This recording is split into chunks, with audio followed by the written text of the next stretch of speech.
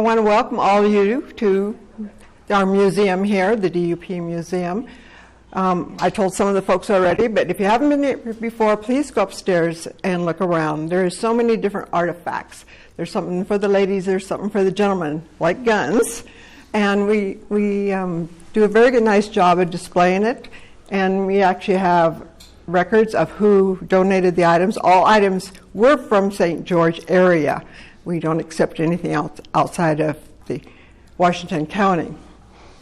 We have the gift shop upstairs. Please go and check it out. Some wonderful history books up there with a lot of history from here in the St. George area. Today, if you don't know, is the 125th anniversary of St. George. And up at the social hall, they're having free root beer floats up till 2 o'clock. Do that. If you have grandkids, they're having free carousel rides, and they're having free rides down at the Ability Park down there. Okay, our speaker today is Robert Singleton, a very good friend. He's been shooting since he was 15, he says, but he's been shooting SAS, which is Single Action Shooting Society, which a lot of people here in the audience belong to, and since 2002, so 22 years, that's a long time. He's very knowledgeable about his guns, and he's very passionate about his guns. And I know some of your gentlemen are really anxious to hear what he says. So at this time, I'd like to introduce Robert Singleton, better known as One Ton. Thank you. Thank you, Dixie. Like Dixie, I started shooting when I was 15 years old, and I was in high school in Southern California. At that time, they didn't care if we had guns on campus. In fact, we had, at my school district, we had 3 high schools that had shooting ranges in it, underneath the bleachers. So now they've turned them into gyms. So, and you can't have a gun of any kind on campus. So that kind of ended that thing.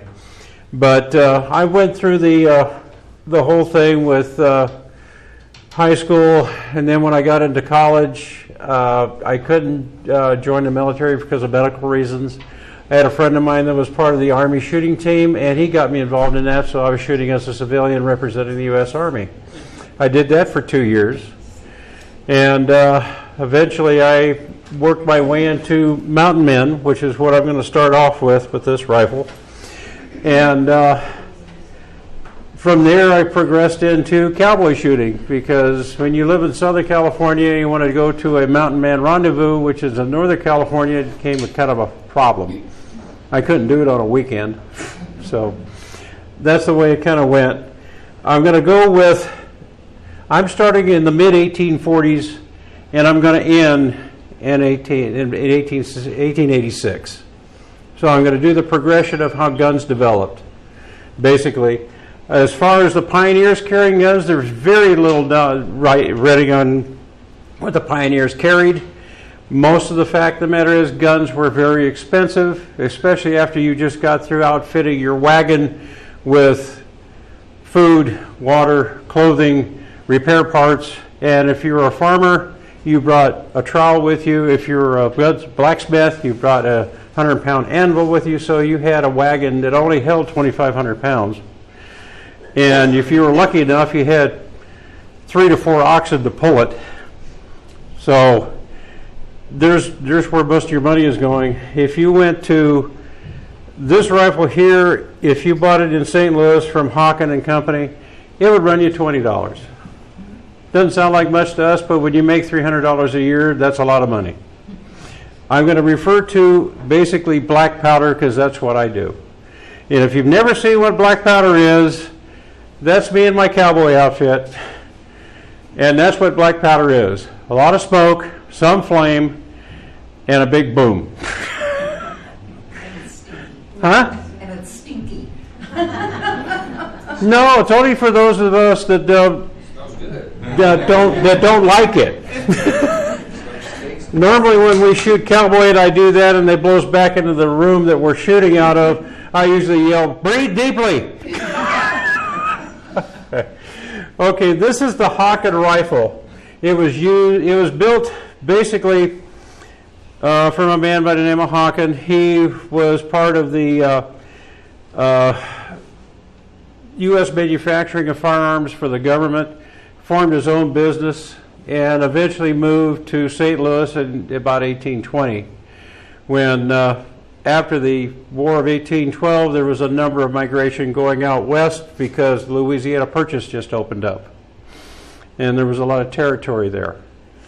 The Hawk and rifle came out mainly because people that were going from the East Coast or Tennessee and Kentucky that had the Tennessee and Kentucky rifles were 30 caliber, 32 caliber, 45 caliber. They didn't do too much on a 500-pound bear. So they started making any rifle that you wanted out that way. They recommend if you're going west of the Mississippi, you needed at least a 50 caliber rifle or bigger. That's 50 caliber. And it's a patch round ball. And this is a loading block that I have that has the round balls in it, and they're already pre-patched. You have a, here it is, have a little can like this that has grease in it. So you grease the patches. And let me open this up. This is where the patches are stored on this rifle, right here. And let me pull a couple out so you can go feel them. These patches have two sides to them, a smooth side and a rough side. The rough side is always wrapped around the ball because that grabs it as it's going down the barrel. The smooth side makes it easier for it to shove it down through 30 inches of barrel. And the other thing was the guns that came out of the East had at least a 40-inch barrel. So you ended up with a rifle that was almost 5 feet long.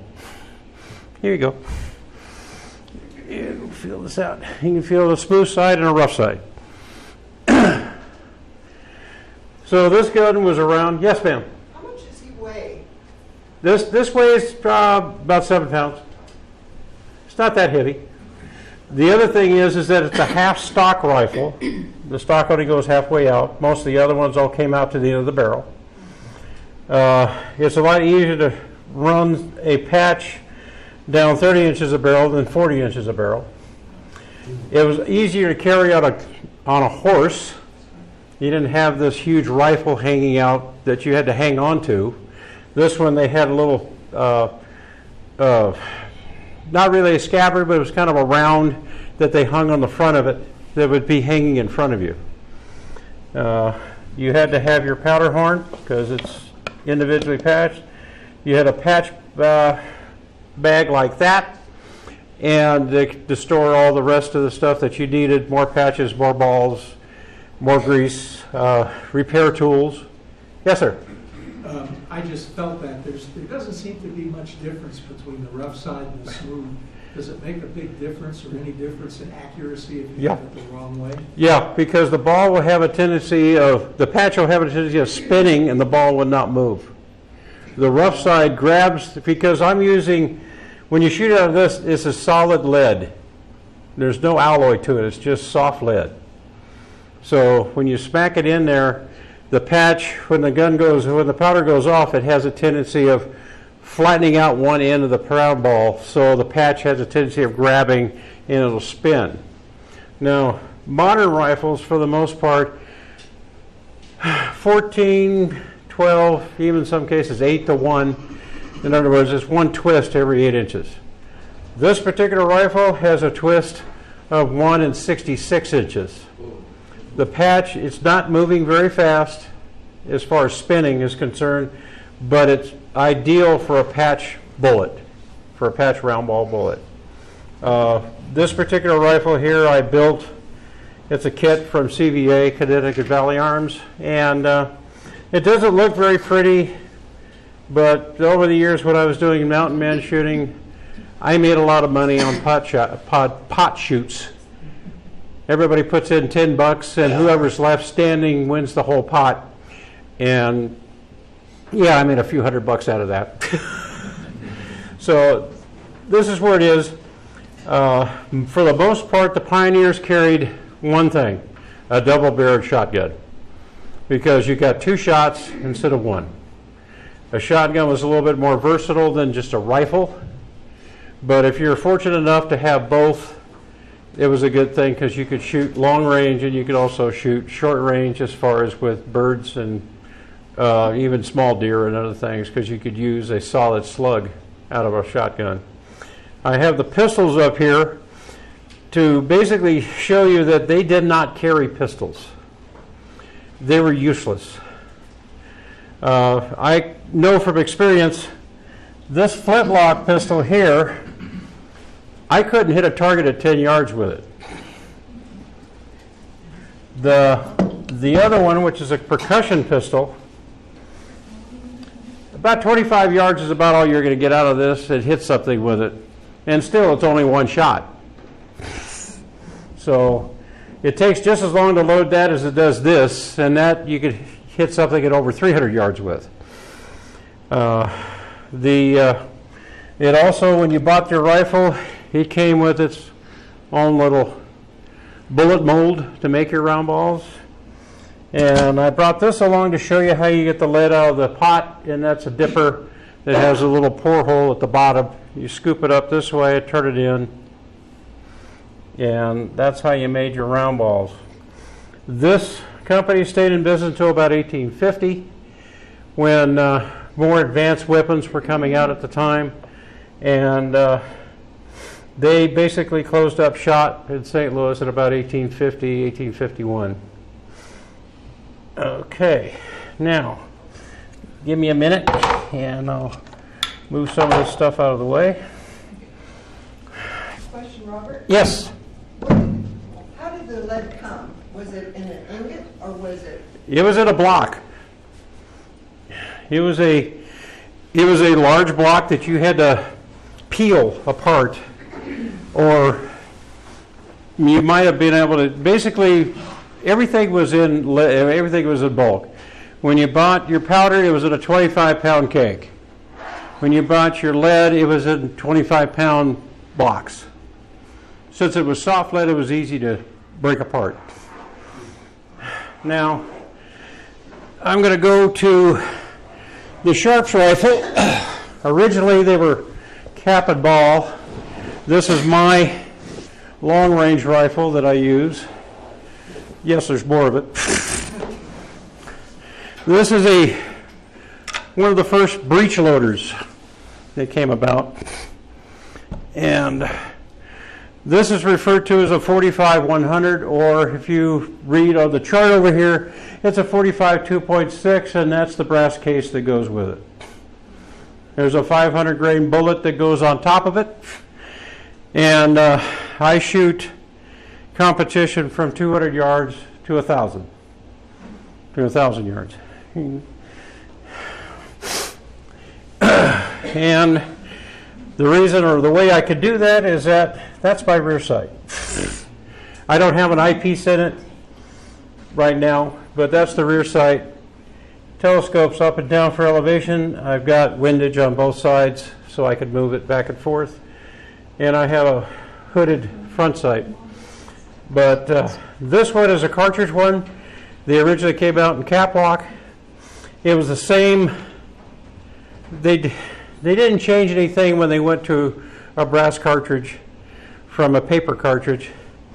So what they did was that the paper cartridge was pushed in with the bullet first. Paper had a little tail on the end of it, and when you closed it, that cut the tail off. And you pulled the tail loose, you put a percussion cap here, pulled the hammer back, fired it, and then pulled it open, and you basically blew in there to blew whatever paper was left. The percussion ones, a shell will eject out, and you can put another shell in. The bullet board over there can show you the number of calibers that Sharps made during the Buffalo era. I would hate to be a guy that did the logistics on that. It was and that's the ones that are considered to be the most common. There were probably as many other ones that were put out that were a little less common, but were still used. But we refer to it as a 45-100. The barrel is marked at 45 caliber 2.6. 2.6 meaning the brass case is a little over 2.5 inches long. And that's the way they did it back then, to denote what it was. I've tried to get 100 grains of powder in that case, and it doesn't really work. You really have to push on it to get it in there, and I could not get a bullet on there to where I could chamber it. So that's just a number. Yes, sir? How hard is it to get the brass for these things? Because obviously it's specialized. For that gun? I got that from Starline. Starline, Yeah, Starline puts it out, and when they make a run of it, I usually make sure I get enough. But you're also shooting one at a time, and I have 400 or 500 cases of it, so that lasts us for quite a while. I have two other Sharps, both are 40 caliber, and basically it works the same way. The other one I have is called a high wall, which was the last one of the last innovations that Browning made for the Buffalo era. And the Buffalo era, sadly, was only 10 years long. This is an 1874 replica. By 1885, the Buffalo were almost gone. So 10 years of this rifle and other ones like it. Reading some of the commentaries, if you didn't know that Bat Masterson was a big buffalo hunter. He and a guy by the name of Billy Dixon had a shooting contest one day to see how many buffalo they could shoot. When they got above 600 each, they stopped counting in one day. So that,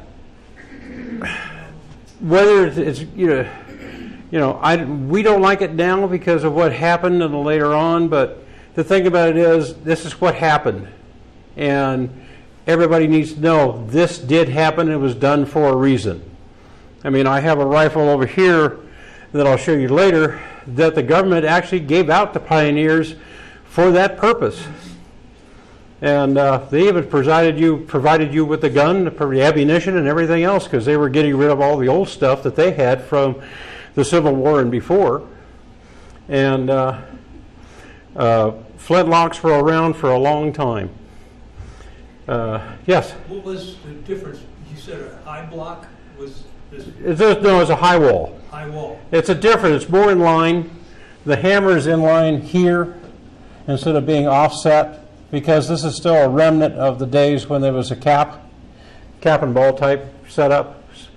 There's a, when you close the breech, I can cock this back, there's a little pressure plate right here that works sideways and pushes a firing pin into the primer. But it kind of comes in at a downward angle to it. And it works. It does. They work pretty well. The high wall was the successor to this. Yes. There. The high wall this was 1874. They made other ones 75s, 77s. But by that time, especially when they made the 77, these were mostly used for target shooting. The larger brass ammo that's there was for when they started started target shooting with these things in competition. And they would start at 1,000 yards and go out to over a mile with them. And they are very accurate. I'm still recuperating from a knee surgery, so I need to sit down. Okay. When they started the long range with this, they had to have some kind of shooting contest. And it's basically shooting and hitting a plate. And when I shoot that one in competition, I start at 200 yards, and it's offhand. I have to hold the entire weight of this rifle. Well, the barrel is 34 inches long, and the barrel itself weighs 15 pounds. The whole gun weighs about 45 pounds. So when I'm looking at a 200-yard target, if I could see the target anywhere near the sight, I pull the trigger, because once the gun starts going down, it's not stopping. It's heavy. It is very, very heavy. This is a smoothbore. No, rifled. Rifle? Rifled. This has a 1 in 18 twist. The two other ones that I have are both 40 caliber. They're a 1 in 14 twist. And for those of you that know bullet size, I shoot a 550 grain bullet out of this with 87 grains of black powder behind it. It leaves the barrel at about 1,300 feet per second. And like I was telling somebody else around here, that at our targets that we have out there at the range, we go out to 500 yards. My bullet drop on this rifle at 500 yards is 30 feet from the line of flight. When I shoot at 1,000-yard targets, I'm close to 200 feet. It's basically, if you know anything about shooting a mortar, this works real well.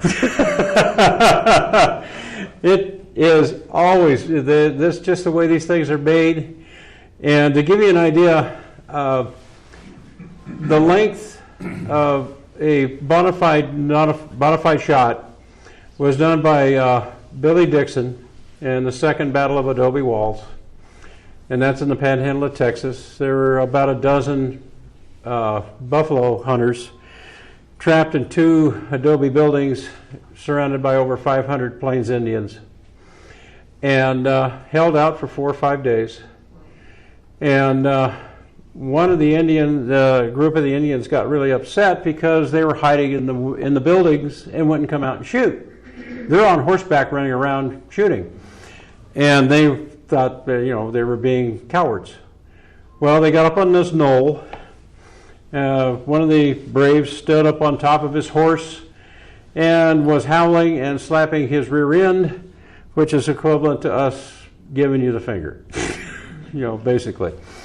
Billy Dixon was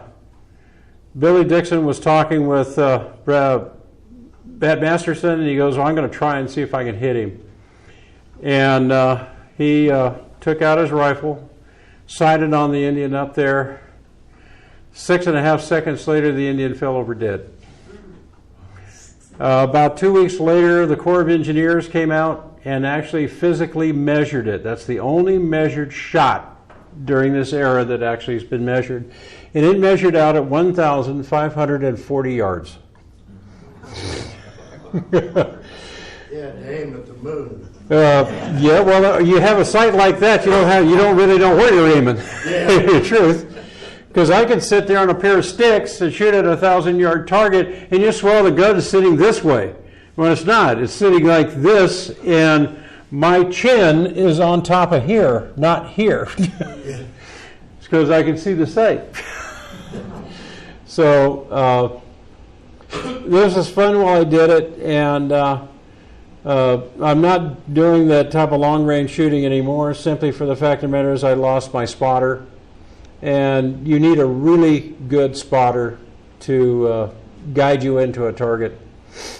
After this rifle, and I don't have copies of it, I'm sorry, in the 1860s, just prior to the Civil War, we had another epiphany of advancement, and that's when we came out with the lever action repeater. And the two main ones that were used in the Civil War was the Spencer repeater and the Henry. I could do a little bit more on the Henry. The Henry was basically bought out by a guy by the name of Oliver Winchester, and created the New Haven Repeating Arms Company, or as we know as the Repeating Arms Company. And he didn't think the gun would sell because he had bought out a company called the Volcanic Rifle Company, and that was going out of business, and it was a subsidiary of Smith & Wesson. And when he bought it out, he didn't think it would sell, so he didn't want his name on it. Of course, Winchester being a guy that knew everything there was about selling guns, since he was a dress shirt salesman, men's dress shirts, he turned it over to a guy by the name of Henry, which was the shop manager and also the head gunsmith. marketed it, put it out on the market, and fortunately for them, the Civil War started, and that's where they sold lots of them. But the Army never bought one. The ones that you see that the Union forces were using were bought by the units that formed in these towns. Their own little regiments, they came together, they bought them as personal weapons, and they had to supply the ammunition personally. The only one that was bought was the Spencer, and in fact even Lincoln got involved in that one, to where he was at the demonstration of how the gun worked, and immediately the Army bought it, mainly because they were making carbines and the cavalry could use it. It was an interesting concept. It shot great. It was a good rifle. The only trouble is with the Spencer was you loaded it from back here. There was a big tube you pulled out, put the bullets in there, put the spring tube in back there, had the spring in it, and that would function the rifle, but every time you levered it, it would take the round in, but you had to pull the hammer back. It didn't cock itself. It was a good concept, but that was kind of an end of trail type concept because it was not suitable. The Winchester, on the other hand, the Henry, had a little toggle and a tube magazine that you could push all the way up to the top, turn the handle a little bit, and drop everything in there, and then pull them back down. If you haven't heard that before, the Henry rifle, when it came out on the battlefield, is what the Yankees, what the Confederates called that damn Yankee rifle that you could load on Sunday and shoot all week, because it held 17 rounds. And those two stayed in production until the end of the war, and then after the end of the Civil War, when Spencer kind of died out, the Winchester kind of took over, and then they came up with, let me get this one, to start off with. This was the model 1866 Winchester that made some improvements. One, there's a loading gate here on the side. The tube is covered, and it also has a forestock, which the Henry did not have a forestock. So when you fired it a lot, you either had a glove on that hand or you got your hands burned because it was hot. And I can tell you from experience, black powder gets hot quick. When we have a cold day out there, the best thing in the world for me to do is go out and get my shotgun, put 4 rounds through it, and put my hands on it, and I can warm my hands up. They're that hard. Then, later on, in 1873, there was the Winchester that is known as conquered the West. Although those of us that shoot sharps say sharps made the West safe for Winchester. So, but that's the one that everybody cowboy in the world knows about. It stayed in production all the way up to World War II. And that's another copy. It's these are both made by Uberti, which is an Italian manufacturer. I can't afford an original one. Besides, the Henry and the 66 both came out in what they call 44 Henry, and those were all rimfire cartridges. You can't reload them. You have to find somebody that can make them for you. Yes, sir. What would the originals be now, if you could buy one? For the 66, cheapest one I've seen is $35,000. When you find a Henry, you're almost close to $100,000, because there wasn't that many of them made, and there weren't too many that are left over, I should say. They didn't last. The type of well, I'm not going to say the type of manufacturer, it's just the manufacturer of the time. The one thing you did have is that the round being black powder is corrosive, but also the primer that ignited it all was extremely corrosive. It was mostly fulminated mercury. And you get even you get a Henry, a 73 like that has the old primers in it. You can see a lot of pitting in the barrel because, one, the barrels were not chromed like they are now. So it was just, a lot of it was just basically iron. And that was the big problem when smokeless powder came out. Too many people were trying to shoot these guns with the smokeless powder, and you had basically soft iron, and the guns were blowing apart. So, but that's the next evolution they came up with. Both of these concepts were also aided by Browning in part of the design. When we went further out west after the Civil War, when there was more, I guess you could say, trouble with the Indians or trouble with marauders or just desperados, they wanted a rifle cartridge rifle.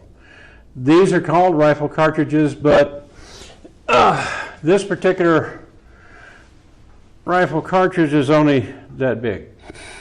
You can shoot it out of your pistol, you can shoot it out of your rifle.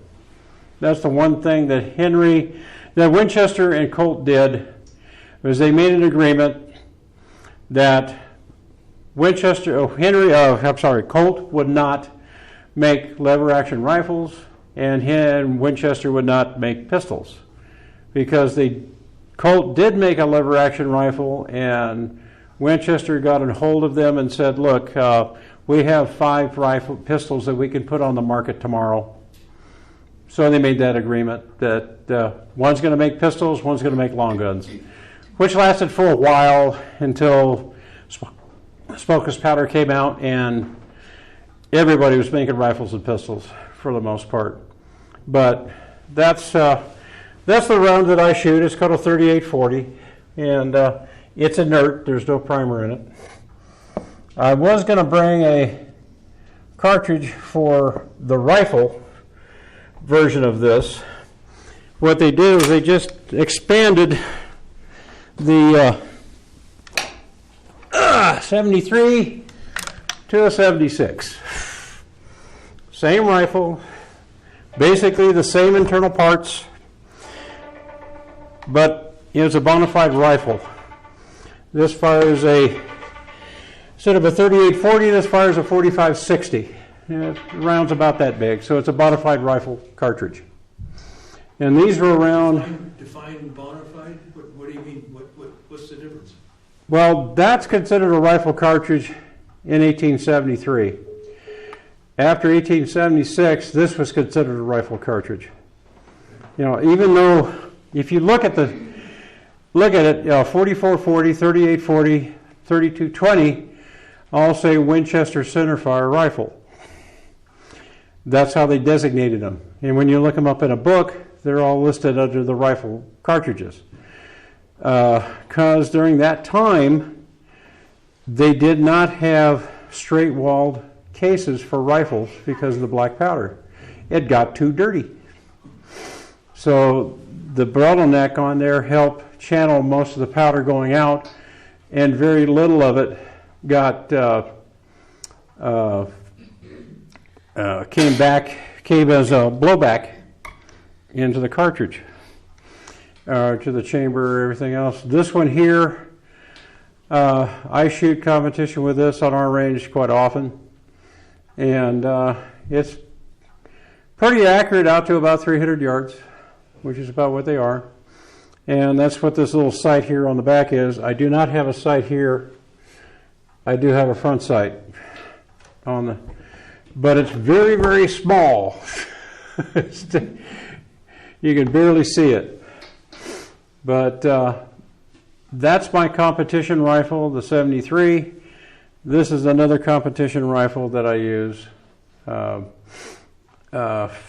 when we do long range. It's referred to as long range lever action rifle caliber instead of pistol caliber, considering that shoots in my pistol as well as my rifle. And after that, In 1886, smokeless powder was coming upon the scene, and they had to make a rifle that would not blow apart when somebody tried to put smokeless powder into one of these guns that were not set up for it. Now, this one is, because this is a new manufacturer, both of them are. But if you have a rifle that is made of soft metal and you put smokeless powder in it, you have a really good chance of having the entire gun blow apart on you. And in fact, I even have I didn't bring it with me, but I have a Winchester Model 1894 that's stated on the barrel in print. This is a nickel steel barrel, especially suited for smokeless powder. And that rifle was made in 1906. So they were still trying to get people to let people know this gun is safe to shoot. Yeah, if you use the right powder. The next innovation. You got a question? Yes, where? Right here. Oh, hi. I was wondering, when the Henry first come out, it was rimfire. Right. Do you know how many years that lasted before they went to center fire? 1874. Before they started having center fire cartridges. Okay. You know, the 66 was made up until 1873. And they were able to make a case strong enough that they could put a center fire primer in here that would not fall out. And that's when the 73 rifle and the 73 Colt pistol Peacemaker came out. They were all center fire cartridges, and that way you could reload it yourself instead of having to find somebody that happened to carry the right ammunition for you at whatever store you ran into. But like I said, there'd be a logistics nightmare trying to get all that stuff out of the West somewhere. So none of your group shoot the old Henry. I guess they don't make they make ammunition anymore. Well, no, you don't shoot an old Henry. You can shoot a replica of a Henry, and that's usually 4440. And it's made, you either get them with a brass frame or a metal frame or steel frame. And they still make them. I mean, they still have them out there. I know people that shoot them. And they're rimfire? No, they're center fire. Center fire. Yeah, they're center fire. And then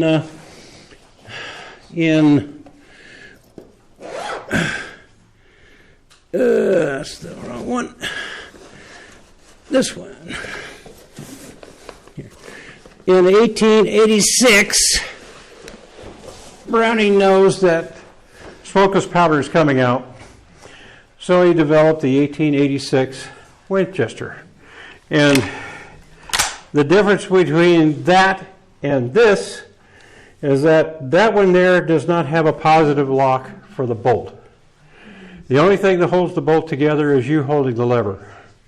There's a couple of toggles in there that go like this, and all they do is do that, and if you got too much powder in there, it'll knock it right open. This is the first one that he came up with what they call a double lug. That's these two pins that pop up actually lock the bolt in place. And they also changed the metal so it would function with smokeless powder. This one is an original. This one was made in 1894. And yes, I do. I shoot it occasionally. It still shoots. It shoots well, and it is pretty accurate. Some of the rifling is a little bit iffy, shall we say, but it still shoots. It still shoots well. Yes. Would you discuss a little bit the difference that maybe some people don't know? I'm a retired cop and I have a lot of guns, but about the black powder and smokeless powder, what did you know that? What's the difference? Yes. Well, the difference is this is black powder. Smokeless powder is called smokeless because you don't really see it. You'll get a little puff of it. But to give you an idea, basically, black powder, when you pull the trigger, black powder goes poof. If you have a pile of it, it just goes poof. If you put smokeless powder in the same pile, set it on fire, it'll sit there and go psss. So it's burning all the way down the barrel. Black powder's pressure gradient is this and that. Smokeless powder's gradient is this, and then it kind of levels off and then goes down. So there are pressure differences, and this ones are probably about, I'm going to get a little technical, these are about 35,000 pounds per square inch. Smokeless powder is 50,000 pounds and above. It would blow a gun that was made back in the 1870s would blow it completely apart. And that's why Winchester was putting that disclaimer on one of their guns, so you'd know that that gun's safe to shoot. Type of thing. That's pretty much the end of the evolution. From that point on, it's just evolution of the same thing. The 92, the 94 had the same double lug setup, and by the 1890s, smokeless powder was pretty prevalent, even out west. But I do want to show you something that's a little different. And nowadays, if two companies got together that held probably 50% of the market in guns and rifles and pistols and shotguns, they would call that unfair competition. Well, Winchester and Colt got together and said, I won't make any rifles and you don't make any pistols until we came up with a different concept, and that was Colt. Colt came up with a different concept of revolvers, which were double action instead of single action. A single action revolver is my cowboy gun. Here, in order to fire it, you got to pull that back every time. It doesn't go off otherwise. So there's that one. And before the cartridge rifle, pistol, there was this during the Civil War. This is a cap and ball. You load it just like you do a muzzle loading rifle, except the muzzle, the rifle, it's not very big. You have to put them all in here.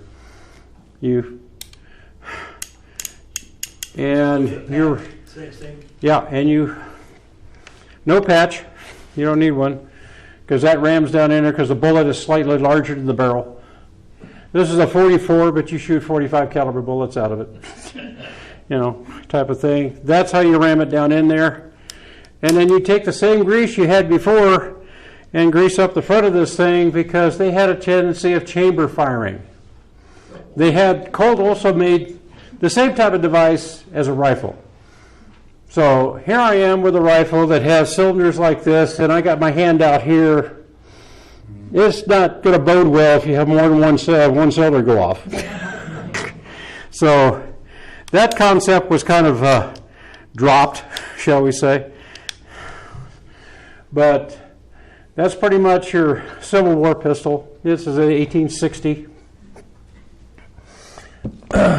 But I'm going to bring out something that when Colt came up with the idea that we're going to make a rifle, but it's not going to be a lever action rifle. And they're going, okay, how are you going to do this? Well, they came up with this thing here that they also called a Lightning, and it's a slide action rifle. This is also an original Colt. This one was made in 1887. And yes, I still shoot it. And it's a really nice rifle. It's very, very accurate. Even with no extra sights, rear sights or anything on this thing, I shoot at that 280-yard target that we have out there all the time with it. And it fires the same 38-40 pistol round that came before. So this was kind of a Colt's idea of saying that we're going to make what we want. Of course, by that time, Sam Colt and Oliver Winchester were long gone, because this came out in 1881.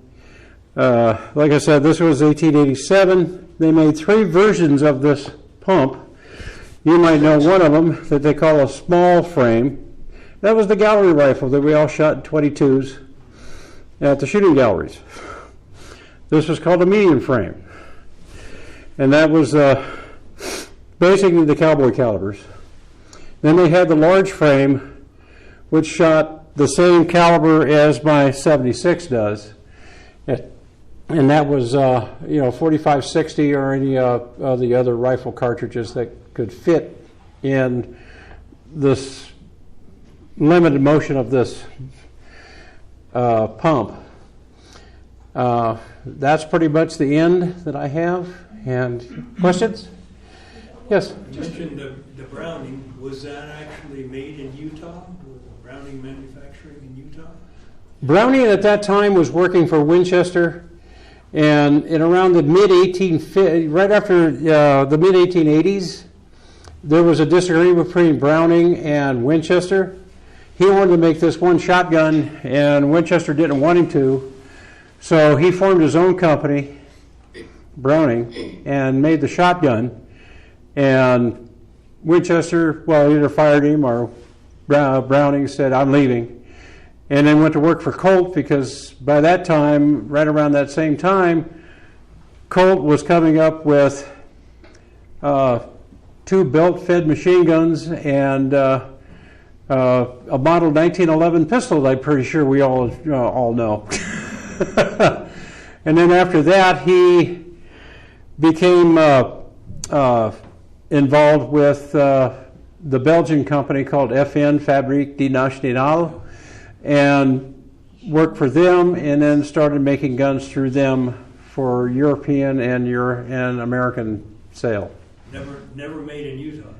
I have 2 1911s that are new manufacturers that are made here in Utah, and they're both called Brownings. Yes, ma'am. I'm from Ogden, Utah, Yeah. and that's where he was. Yeah. We had a lot of Browning, and there's actually a building where they have it where you can go in and see where you practice and they put it together. And there's a lot of them in the train station. Yeah. Well, between Browning and his brother, John Moses Browning and his brother, at that one point in time, they held the most patents of any individual in this country. Patents on everything that you can think of. Now, I was talking about the 2 belt-fed machine guns. Both of them were for World War I. One was the 1919 belt-fed 30 caliber that we all know. And we also was the 1919 50 caliber machine gun that we all know very, very well. Those of us that had anything to do with the military all know Ma Deuce. That's what we called it, Ma Deuce. And it's still in use today. In fact, both of them are still in use today.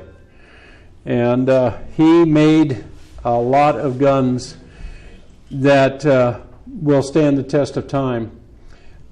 He did not have anything to do with this particular pump action rifle, because this was Colt. I'm going to leave these 2 up here. I have one more rifle to show you, and that's the rifle that basically the government gave away to anybody that wanted one. Yes? Just before you do that, back to the Lightning. Yeah. I think it was, 15 or so years ago, was it Uberti came out with a Lightning that was just a bust? Uberti came out with a Lightning that they could never get to work. I'm sorry, work right. Has anybody come out with a modern one that functions? Navy Arms tried. I don't know if they still sell it or not. U.S. Firearms was making one, but they're out of business. I mean, they switched over to making black rifles. So I really don't know if there's a modern one out there. I know that a friend of ours that we both know, Don't get like me. yeah, I know. It's the medication that they put in through me for 6 months. Not Lassiter, is it? No, guy with your that was part of your group. Anyway, he died recently, but he had one, and he finally tried to sell it, And we were out at the range one day, and he couldn't get it to shoot because if he held it this way, it would go click. So I pulled the hammer back, click. Well, I said he goes like this, pulls it this way, and it goes bang. So there was something in there was not allowing that hammer to hit the primer. Thank you. Yeah. You haven't talked much about shotguns, but I know in law enforcement, the Remington 870 is very ubiquitous. Right. When did the Remington come into the stage? You haven't mentioned them at all. Remington was the oldest manufacturer of firearms in this country. It started back before the Civil War, before the Revolutionary War. I didn't mention it because it was mostly shotguns is what they manufactured. They did come up with a few rifles now and again, but they're like Marlin and Savage and the rest of them. When you talk about a market or hoarding the market, Colt and Winchester held about 50 to 60% of the market. The other ones took the remaining 40% was theirs. Savage you don't hear too much about. Marlin you kind of hear a little bit about, but it's trying to come back from being out of business, just like Remington is trying to come back after being basically run into the ground. Yeah, they're basically the shotguns. Yeah, and because I have two 1911 pistols. One's new, one's World War II. Both of them are Remington, and actually the World War II one works really, really well. It was made in 1944, and it's got all the markings and stamps on it that says it belongs to the Army and it's U.S. property, and it shoots very well. I also have a Remington R1 that it shoots when it feels like it. So there's really not a whole heck of a lot you can do with it, to tell you the truth. That's just the way it's made. Yeah. Before you wind up here, you want to tell them a little bit about Dixie Desperados? Because you keep mentioning when I go out to shoot. Yeah. The Dixie Desperados is our cowboy shooting group here in town. We shoot on the second and fourth Saturday of every month out at the Shooting Sports Park, which is out by the fairgrounds. We are going to be, I think next Saturday we have a shooting event going on, but we're also in the middle of having our range mined for lead right now. So some of the range is kind of closed down a little bit, and I was just out there yesterday, and they were running dirt through their trommel, but they have a huge pile of dirt to go through. I mean, an enormous pile out there. Where's the range? Huh? Right at the fairgrounds. Yeah, it's up off Highway 9. You just turn in like you're going to the fairgrounds. You just keep going all the way through to the end, and when the road goes to the left and to the right, go to the right, go up over the hill and down. There are little brown signs there to tell you what it is. And as soon as you make the main turn, you'll see a big archway up there that says Shooting Sports Park. And we're the first venue you come to after you go underneath the arch. You can see our cowboy town that's made up out there. We spent a lot of time and effort out there building this place up. And to be honest with you, I consider it one of the premier cowboy shooting venues that are in our lexicon, outside of a couple others that are more in the Midwest or back east. We don't have to take our steel in every time we shoot. We don't have to put it out every time we shoot. We can leave it out there. And for club members, it's open to anybody in the club, as long as you have you have a partner with you. You can't be out there by yourself. That's for safety reasons. And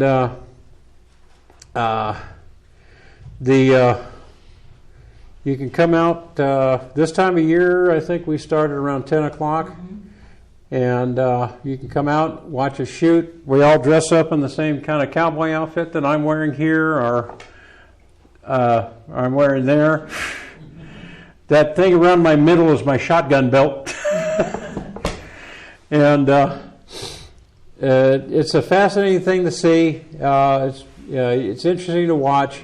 It's amazing how fast some of these people can actually shoot a single action pistol. It's unbelievable. We have one of the group that I used to shoot with when he was younger.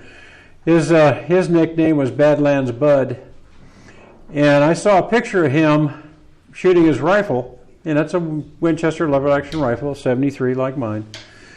And I thought there was a halo they had put over it.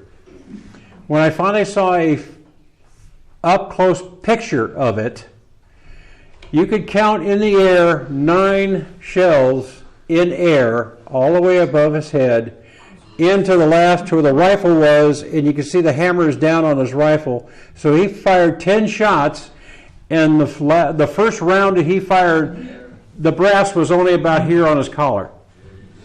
Well, and you know, at EOT, I was the event photographer for probably, 6 years. Yeah. And I have pictures of a German kid named Hellhound, and also Mike Wilcox, what's his name down south? Amanda Reckonwitz. Yeah. With 9 rounds in the Yeah. air. And as we're all talking about this, right over here, Dixie Bell. we have a 9-time world champ. Yes. Did you say you had one more rifle? I have the one rifle that was basically given away to anybody that wanted it, and basically it was there to subdue the Indian population.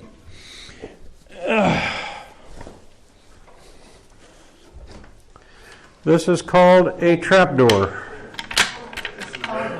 It's called a trapdoor because it looks like a trapdoor. Otherwise, you know it as an Allen conversion. This particular rifle was a .58 caliber muzzleloader. They cut part of it off because there was 3 bands, not 2. And if you look here, you can see where they put a sleeve in it to go from .58 caliber to .50 caliber. And these were given away to pioneers, hunters, anybody that wanted one, and all the ammunition that you carry with it. Because the government was getting rid of them. And they figured the best way in order for somebody to subdue the Indian population was to make as many people armed as they could to go out and hunt buffalo or shoot buffalo. So, what year were they giving those away, so to speak? About from 1868 to about 1876. Are there any left? Huh? Any buffalo left, or any of these left? No, this is an original one. This was made, and this was stamped. This one is stamped 1870. There's a serial number on the side of it, but don't worry about trying to figure out where it came from because they didn't keep records very well. So let me stick this one up here. If you'd like, you can come up here and take a look at them. Take a look at them all. I have a question. What would be the rifles that our pioneer forefathers would have brought, when Brigham Young and all the pioneers were coming across? Okay, that's different. I didn't go to that because that's different. Yeah. I have been watching a film series called "The History of the Pioneers," and the Vanguard unit that left winter quarters in 1846 was probably the best outfitted unit as far as firearms as anybody could be, because there was about 200 people. I don't know how many wagons there were per se, but Brigham Young was in that first group, and he handpicked everybody that was going to be in there, because they wanted doctors, they wanted carpenters, they wanted farmers, they wanted builders, engineers, anybody they would need to set up a town. So they all went. In fact, they were very heavily armed. In fact, they even had a cannon with them. Later on, when the second group left winter quarters, they were not quite as heavily armed because they didn't need to be, because they'd already cut the trail to it. In fact, one of the individuals was saying if you were going down the trail in 1846, you had to be, or 1848, you had to be blind. Even a blind man could follow the trail that they left because of all the people going out west, especially when you got 1849 and 1850, when the gold rush hit California. There was just a steady stream. Basically, the way they showed it is that it reminded me of being from Southern California. It's the 405 freeway on Friday afternoon trying to go home. They were bumper to bumper. As far as the settlers or the pioneers going across and using these for hunting for food, fresh food and such along this line, the Indians didn't mind it, but when they got to be huge groups going through there, they were really getting upset by it because they were killing off all the food that they were eating. Because as you're going through, animals are going to leave a certain area. And that made it harder for them to find enough food to keep them fed. And with most of these guns and such like that, well, like the Sharps, the Comanche Indians had a name for it in 1853 for the Sharps rifle. Shoots far gun. In other words, it shoots a long way. They were designed for a 1,000-yard shot from the get-go. Christian Sharp stayed in business to about the middle 1870s, and then finally had to close the shop up and went out of business. The company that I deal with, there's two of them. Both of them are Sharps. Both of them are in this little town called Big Timber, Montana. And both of them are about a half a block away from each other. And one's called C Sharps, as for Christian Sharps, and the other one's called Shiloh. If you've seen the movie Quigley Down Under, Shiloh Sharps made 4 rifles for Tom Selleck in that movie. And Tom Selleck just sold one of his here not too long ago at auction. And I don't know what the figure was, but I don't have a checkbook big enough. Even if it writes on rubber, I still can't make one big enough. But that's about it. As far as most of the settlers would carry a shotgun with them because they were used to using that weapon. Damascus barrel? Probably Damascus barrel, percussion, and later on when they finally came out with cartridges, it was still may not have been a Damascus barrel, but it was still a shotgun for the most farmers carried. And my relatives back in North Carolina, they all own shotguns. And slugs mostly. If they go after deer, they'll use a deer slug. Otherwise, it's usually number 4, number 6 shot that they use. Hey, Dixie. I'm going to have to cut you down here. I know everyone's really enjoying your talk, and he's very knowledgeable. And you're free to come up, look at the guns up close. Any of the guns. Or go visit with the museum. We sure appreciate you coming today. Thank you very much. Thank you. I just hope I wasn't too boring for anybody. No, you were great. I would assume that you did an action job in your 1866. Both of them have action jobs on them. I've got an 1866 utility also. My barrel's quite a bit longer. Yeah. Who did that action job for you? Or did you do it? I've done one and I'll never do it again. I understand. There's actually Dixie's husband did it until he passed away recently. So I don't. You'd have to go on the SAS website to find a gunsmith. All right. And see what they'll do, because there are ones out there that will do action jobs on 66, 73s, and even on the single action pistols, they'll do a half cock or a short stroke on them too. Hey,